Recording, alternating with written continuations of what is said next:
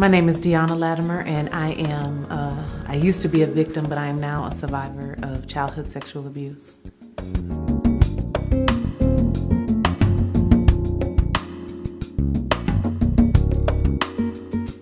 When I remember is I was around 3 or 4 years old when the abuse occurred. And my sister, she's a year older than me, so she was between the age of 4 and 5.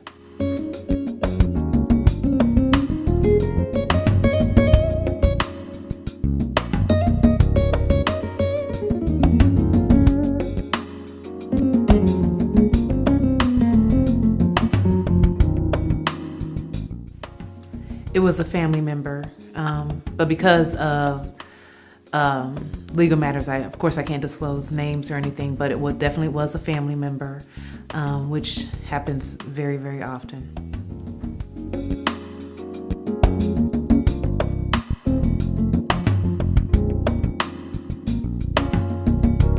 Now, I don't remember how long the abuse occurred, only because I was so young. So I know a lot of survivors and victims remember the years, the exact times, and I can't because I was very young. I know that the times that I do remember, because it was so comfortable, I know that it had to have happened before then, but I don't even remember the time that the abuse occurred. Like I said, I was 3, so I could only assume that I was younger than that when the first occurrence happened. The abuse, it took place over a family member's house.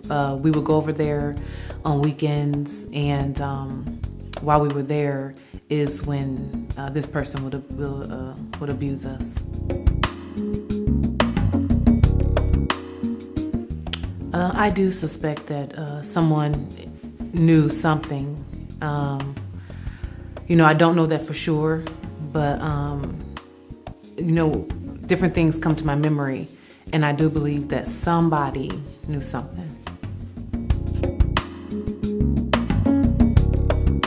At the time, I know I didn't, but it's like when you start remembering things, it's like I remember talking to someone, but I was so young, I just can't really remember the conversation. But as far as I know, no, I didn't try to reach out to anyone.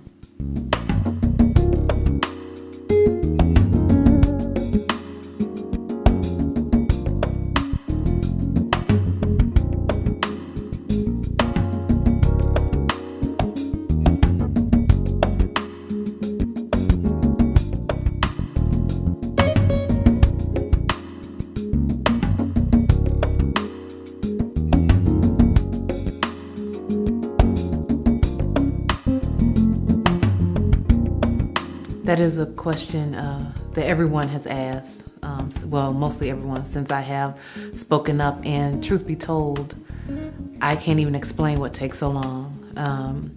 You're fearful, you don't want to tell your family because it's going to cause division, and it's just a guilt and just a shame.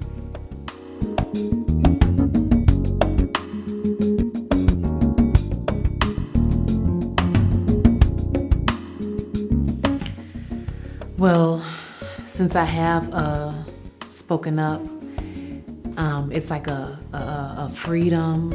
I mean, I just can't even explain. I can be who I am. I don't have to hide. It's like before, people knew me, but there was a side of me that they just didn't know. You look at me and you think, especially close friends, and they think, oh yeah, I know all about her. Well, people who hide it, yeah, you know them, but there is a part of them that you just can never know. And it's something that they carry around. And it's like someone had said, the perfect words, it's a secret world that you have and that you live in. And everyone else living in their world, but they have no idea the world that you have inside of you. So when you do release it, it's like now you're open. There's nothing to hide. No more shame, no more guilt, no more what if, all your questions now pretty much are coming out, they're being answered, and now you can move on with your life.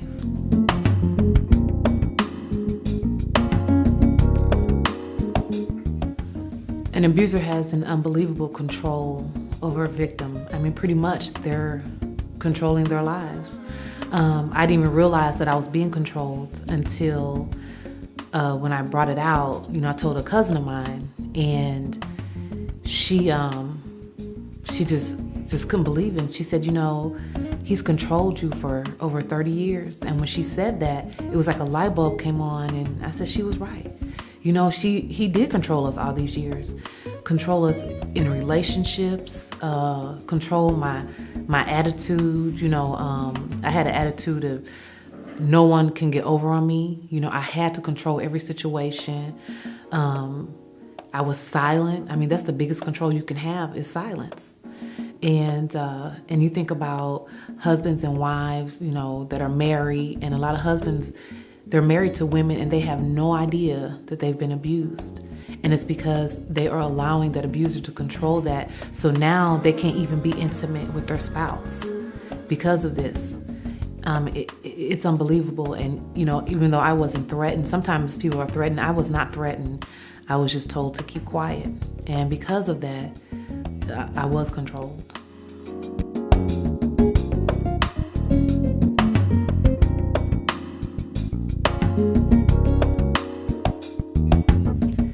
What I would say to them is, I'm divorced, so I was married, and my ex-husband's biggest complaint was that I was not affectionate.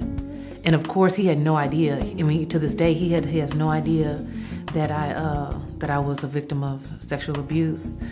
But if your husband, and this is just my assumption because I did not tell my husband, but had I told him, then that would have answered a lot of questions for him, because there are times where he wondered why he can't, hold me like this, because the truth be told, because of what happens, there are triggers. So your spouse can lay with you a certain way or can hold you a certain way that will bring back that memory. And there were times that it did bring it back, and I just kind of, I would suppress it and just move on. But that's something that needs to be addressed, so that way your spouse can understand, and then you can allow him to comfort you in that way, because now you share that bond. Now he can understand that, now I know why my wife won't let me do this. It has nothing to do with him. It's because of what happened. And sadly, that's what happens, with abuse. And in my situation, I know that when I was married, the problem came, we would have sex, but my husband wanted affection. And at the time, I just did not understand the difference between sex and intimacy. And the only reason why I can see that now is because since I have come out and I have done research, I realized that I couldn't differentiate the difference between intimacy and sex. And so because of that, I figured, well, what's the problem? When he say I'm not affectionate, I'll say, well, we have sex, so what's the problem? But he wanted intimacy, and there is a difference. But when you're taught, sex is out of love, and then when someone takes sex from you as a child, you think that's love, but it really isn't. And so it's hard to separate the two.